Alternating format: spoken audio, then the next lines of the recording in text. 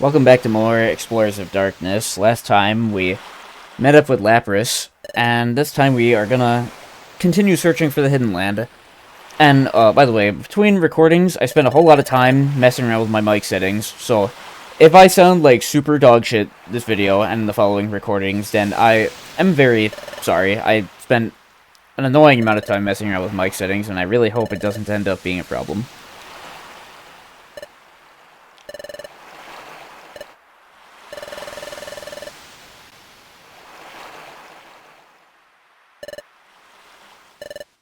I can't get over all the original, like, the scenes like this, where they have the whole animated, like, ocean and stuff like that. It looked crazy.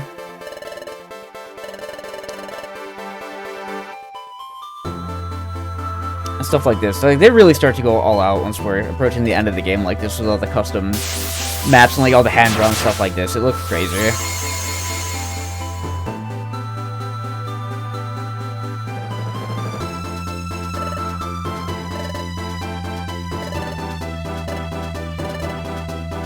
Yeah, we're not flying, we're falling with style. Wait, surely that joke has been made before.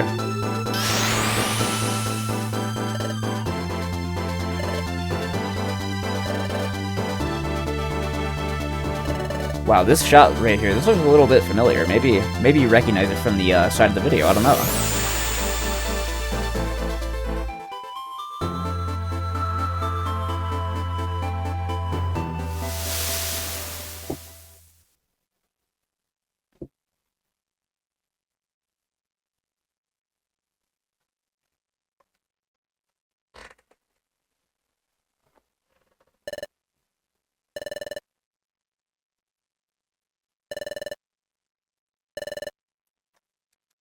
I am even adjusting the mic settings, like, in the middle of the recording, by the way. I'm sorry, it's just been getting really on my nerves. I'm a little flustered over it, because I really hate messing around with OBS, you know? Maybe now is not an appropriate time, because we're reaching, like, the climax of the story, and, you know, everything. So, maybe I shouldn't worry too much about it, but I don't know. I don't have much time to record today, and, I want to make sure I can just get the rest of the game done, you know? And hopefully with no interruptions or, like, huge fuck-ups in the recording, because that would be annoying.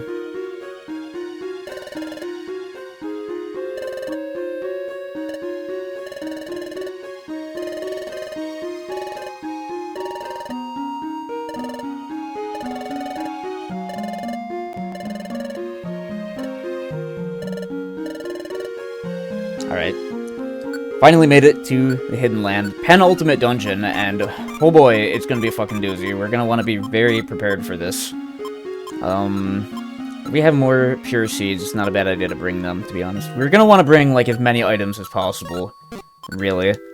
Let's see here.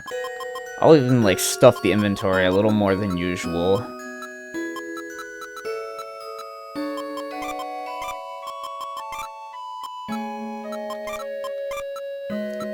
Okay, oh yeah, our inventory's literally full. Maybe I'm over-preparing, but... well, there is no but. Maybe I'm just preparing way too hard for this, but... in my opinion, Hidden Land is definitely, like, it can definitely be a hurdle, because the enemies that appear here are just, like, really fucking strong, really. Just a bunch of fully evolved mons, a lot of, like, dragons as well.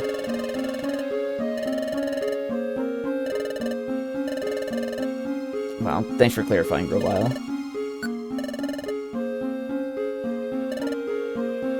And yeah, as you can see, Grovile is still with us. I'm not sure he's any different from the previous time. No, not really. Give everybody items real quick. And when I say everybody, I mean us too. Again, I'm not going to focus on dilly-dallying at all, or just trying to beat up enemies for XP. We want to just get through here efficiently, because...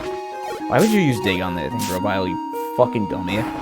No, this dungeon is gonna be pretty long. This might actually be longer than Tree Shroud Forest, I want to say. I don't remember how many floors this place is total. I don't remember, but this dungeon is definitely kind of... it can be rough. And like I said, we're just gonna be fighting a lot of, like, actually quite strong Pokemon in here. Fucking traps. I don't really care about that, because we're right at the stairs, at least. Yeah, you can see we have, like, Garchomp and stuff. A lot of pseudo-legendaries, really. Garchomp could be annoying because it does have rough skin, which will basically just reflect physical damage, in a way. I don't remember if it's like... I don't remember how rough skin works, even in mainline, to be honest. I do think the damage that gets reflected is based on how much damage you dealt. The point is, we're going to want to try using more embers to avoid that, because we're going to chip ourselves down really quick if we're careless, you know? Ah, shit, yeah, Magmortar's in here as well. He could be dangerous. He gets a hit on our... Okay, well, not only did he hit Grovyle, who decided to dig underground, it also used Thunder Punch him instead of an actual fire move. That's a bit perplexing, but... I mean, nobody got hurt because of it, and I'm not going to complain about that. So let's just move on. Hey, I wonder if this is a monster house. Oh boy. That's not good. Not many Pokemon in here, though, at least, but... There's a lot of Rocking Ground types. That's bad. I really wish that I had a Spurnorb for this.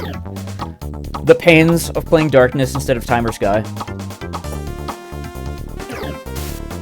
Again, me messing with my mic settings. I really hope this sounds to me like drinking water and crap.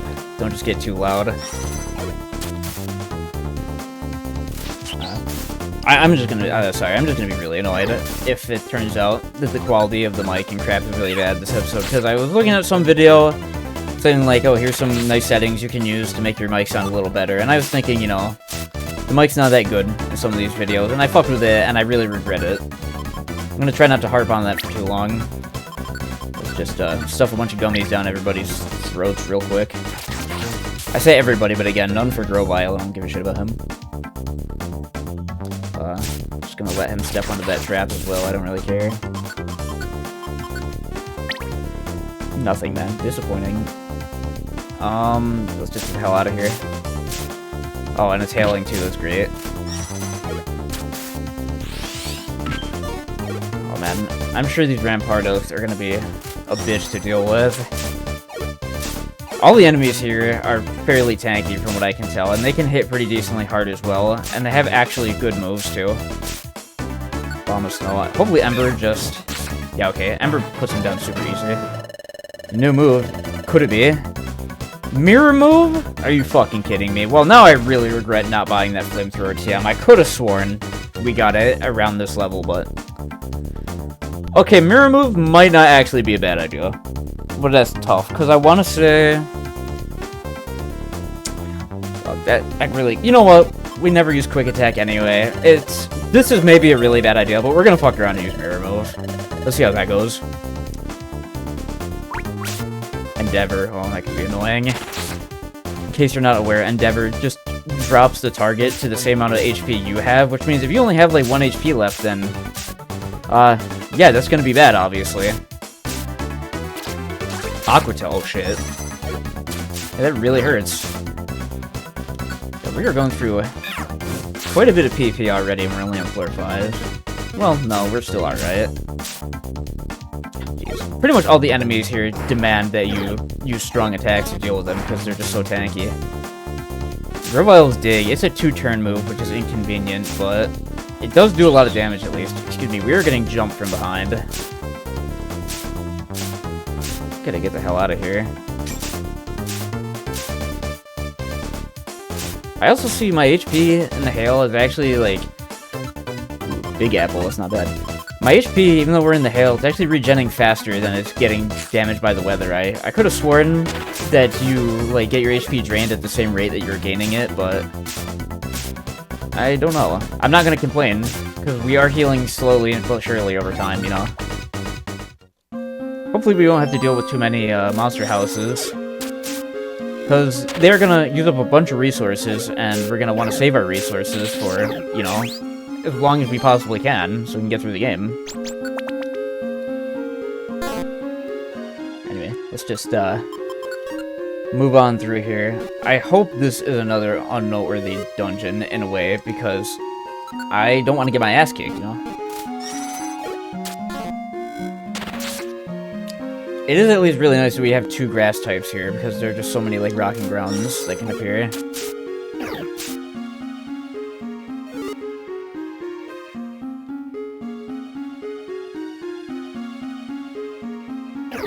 Trophy. Oh, you son of a bitch. Okay, no, we're good. We're still firmly planted on the stairs, which means we can just ignore this thing. Oh my god. I'm trying to remember what other enemies can appear later on. I mostly just remember it's pretty much all fully evolved Pokemon, and a lot of like pseudo-legendaries and dragons and stuff, which are obviously threatening and hard to hit super effectively as well. Although Embers should still do a decent amount to them just because it's stab. Oh my god, man, those Bastiodons are actually very tanky. They're ugly. Okay, well, yeah, that's definitely a pain in the ass. Thank you for coming in clutch here, Grovyle. Okay, duly noted, there are hypnosis users in here. Son of a bitch. These floor layouts are also very... Shit, I walked right into that, literally. Oh my god, that did a bunch of damage. Yeah, the floor layouts are getting really huge, like, annoyingly so. Now it's taking quite a while to actually make progress. And the longer these floors are, obviously, that means, you know, the more we're going to be getting beaten up, and holy crap, that Purugly has a lot of HP. I guess it's kind of like the Glameows in Crystal Crossing or Cave, or whichever one Glameow showed up in. Thankfully, though, we are actually getting rocks to spawn on the ground, thank god. Because, you know, we're gonna want to... I've already said it before, we're gonna want to stockpile a shitload of rocks. You're gonna be... Oh, no. Okay, that's fine.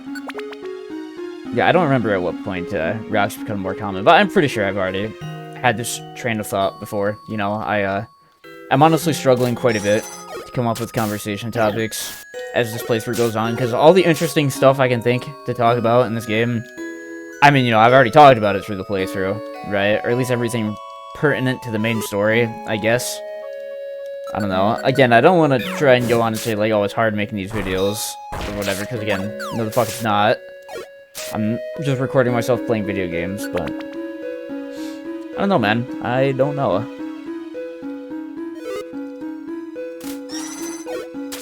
See, here we go. Several more rocks. Yummers.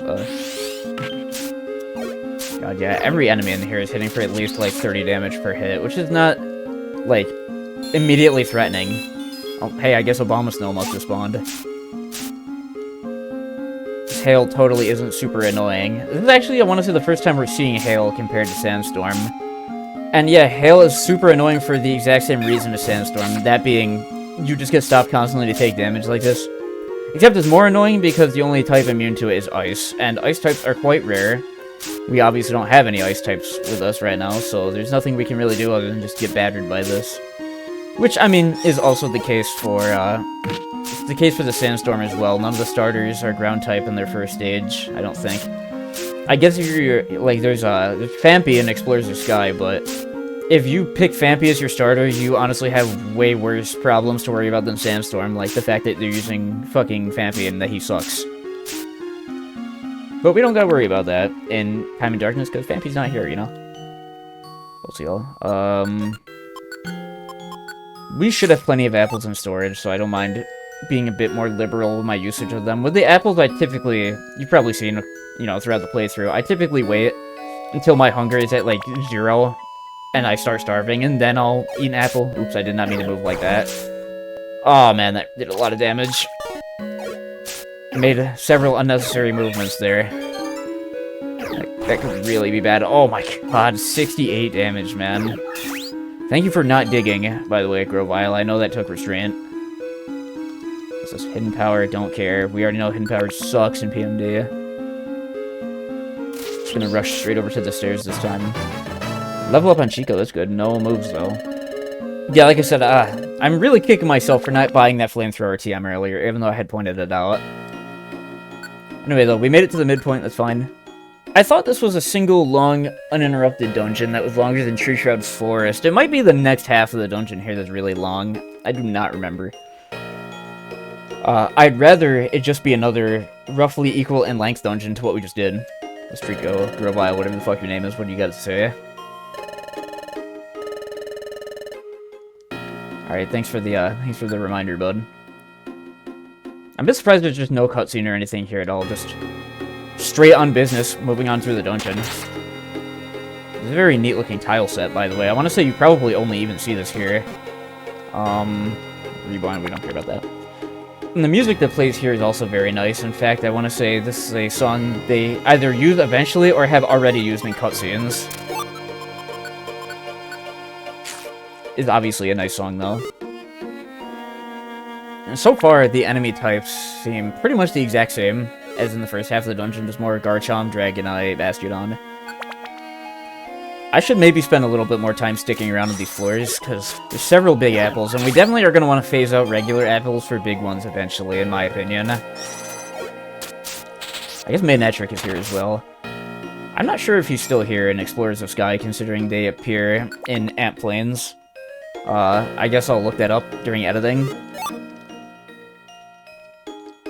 Shit, more Tropius. I feel like Tropius is one of those several Pokemon in this game that... Oh my god, this thing has a lot of HP. It's one of those Pokemon in this game that it's pretty apparent that they didn't really have any idea where to actually put it, and so... In dungeons where you're actually allowed to recruit it, it only appears in Spatial Rift, which is very late, and is pretty much just like... Oh shit, it's pretty much like the premier dungeon for... We have no idea what dungeon this crap belongs in, so... You know, just throw it all in here. Which is a bit annoying considering there's a literal jungle dungeon that you can get. I have no idea why Tropius isn't in it, but... Oh yeah, you see, we're getting a lot of big apples now. Don't even really need to eat the Orandur, to be honest. Yeah, I want to get a nice stockpile of big apples. Spoiler alert, we will be allowed to oh shit. We'll be allowed to return to this dungeon eventually, but... There's little reason to do so. There's, like, literally one reason to do so, and once you've done that, I highly doubt... Like, there's just not much point ever coming back here. I mean, it is interesting that this is, like, strictly, like, a story dungeon, pretty much, rather than one that you're expected to return to later. It gives it an interesting vibe, especially with the music. I mean, this is the point of the game where shit is getting ultra serious. And, like, you know, this is pretty much the build-up to the climax of the game.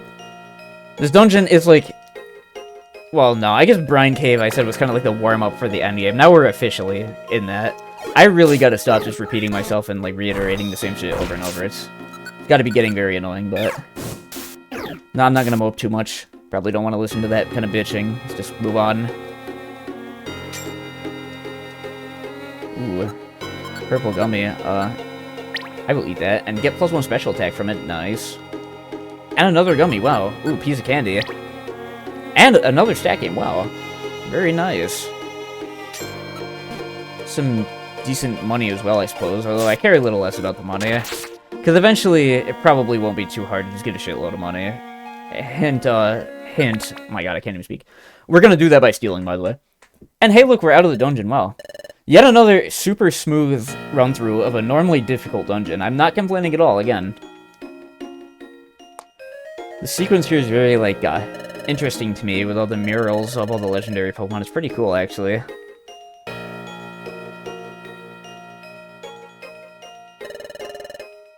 What's stranger to me is, I guess I won't say much about it, because we haven't actually seen Palkia yet. In fact, we won't be seeing Palkia at all until the post-game spoilers, but...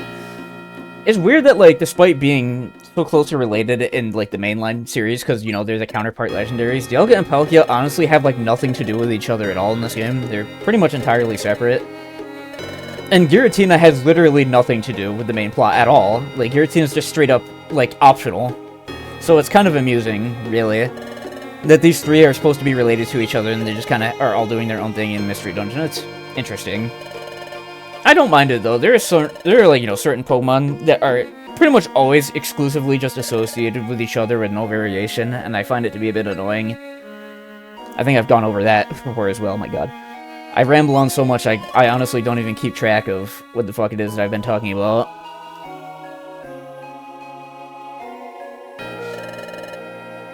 Now, if we were playing Explorers of Sky, by the way, this would be the point where I'd say, oh my god, it's the place we saw from the beginning of the game when it gave us the title drop, but no, they had a different graphic for that in Time of Darkness, so we haven't actually seen the stone ship yet.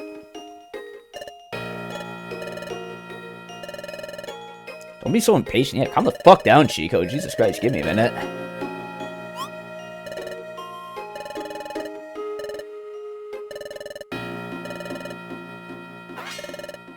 Holy shit.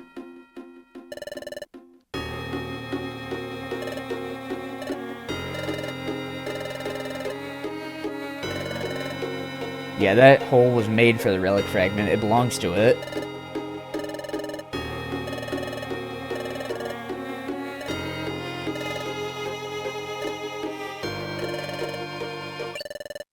Oh shit. Weh, holy shit. Re-enter.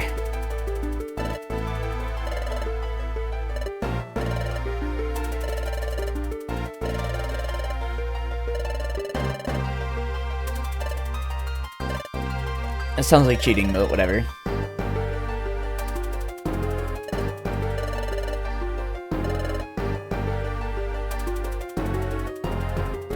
Rovile hopping backwards there is a little amusing to me.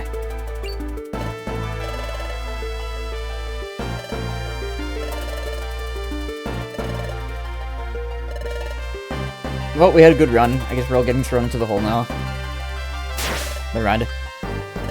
Oh my god, Grovile didn't job.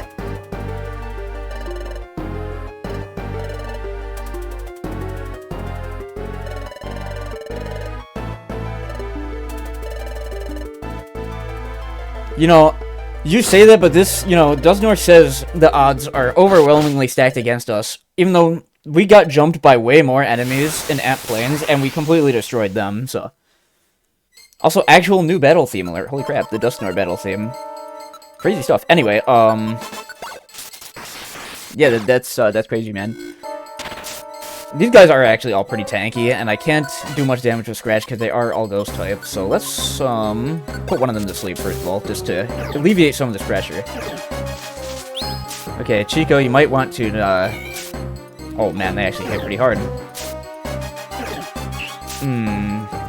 Oh, they have punishment. Punishment is interesting because I believe the more stat gains you actually have applied, the higher damage it deals. That could actually be bad. First of all, let's turn off Body Slam. I'm gonna set a mirror move, actually. What does it do exactly? Bounce a move back at the attacker. Let's try it. I've never actually used mirror move before in PMD, so this is gonna be a brand new experience. Let's see if I end up just totally screwing myself with this, or if something funny happens. Let's see. Okay, yeah, that's pretty good. We should be just fine. Oh, yeah. Look at all these crits! Holy shit, and then, you know, Grovile is wasting his time for no reason. Okay, unsurprisingly, all the stabilizers went down like little bitches. And now we can just start beating the crap out of Dusknoir, who also has pressure, a bit annoying. Let's just corner him. So I actually will set up Focus Energy and Scratch, less for the Scratch damage and more to just get the Focus Energy applied. Although I can't imagine he's gonna live for much longer anyway. Fine. I mean, I did a lot of damage for what it's worth, but not enough. Owned. Fucking absolutely owned. This is the guy we were all scared of for the entire game. What a bitch.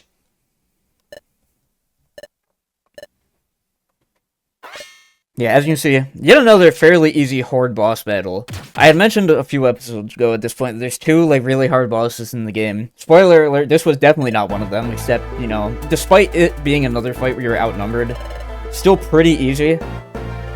As long as you can just immediately pacify Dusknoir and then keep, like, one or two of the Sableye under control, you will be okay.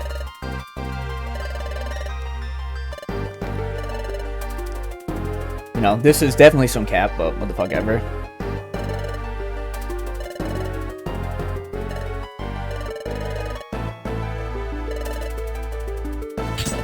Oh, Arda, holy shit. He's charging up his Kamehameha.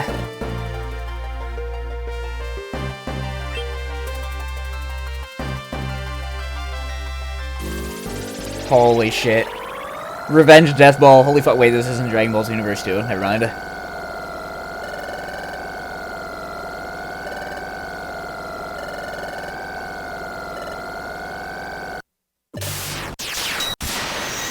Quab.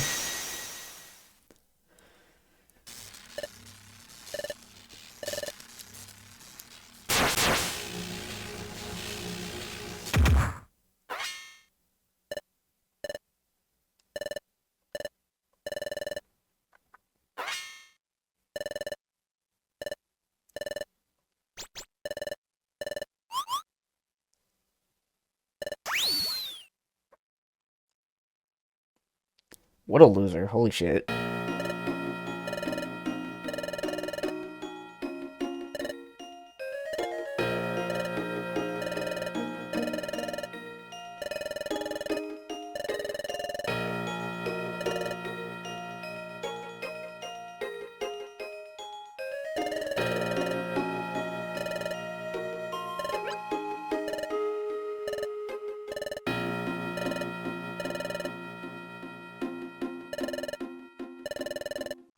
Oh shit. Massive Omega Truth nuke dropped. The final Truth nuke of the story, I want to say, even.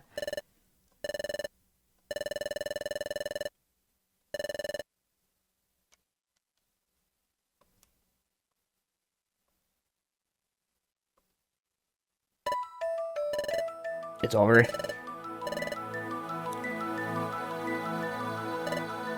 As far as we know, though, Grovyle and Dustnor, they could be full of shit, because, we've never actually restored the future to normal before, so how do they know that's what's gonna happen, It's a bit of a stupid nitpick, though. And I guess, if Special Episode 5 is anything to go by, in, Explores the Sky, aka Special Education 5, then, maybe it's just a bunch of total bullshit anyway, who really cares? Oh shit, there's another one, by the way. Yes, that still counts because it's in a flashback. We already went over this. I do really like that callback, though. All jokes aside about the planet's paralysis shit. That is an interesting callback to what, Celebi said before.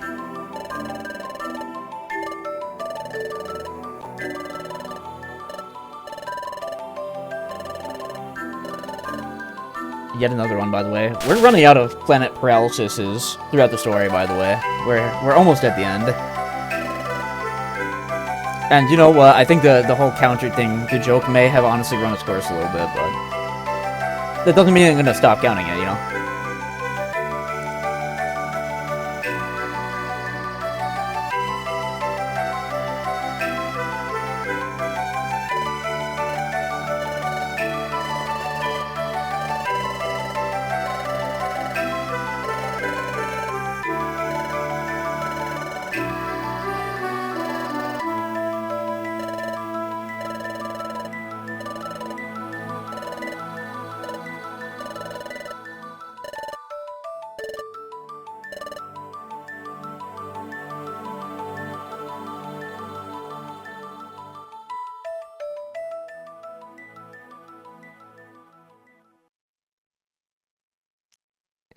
It might be completely fucking over.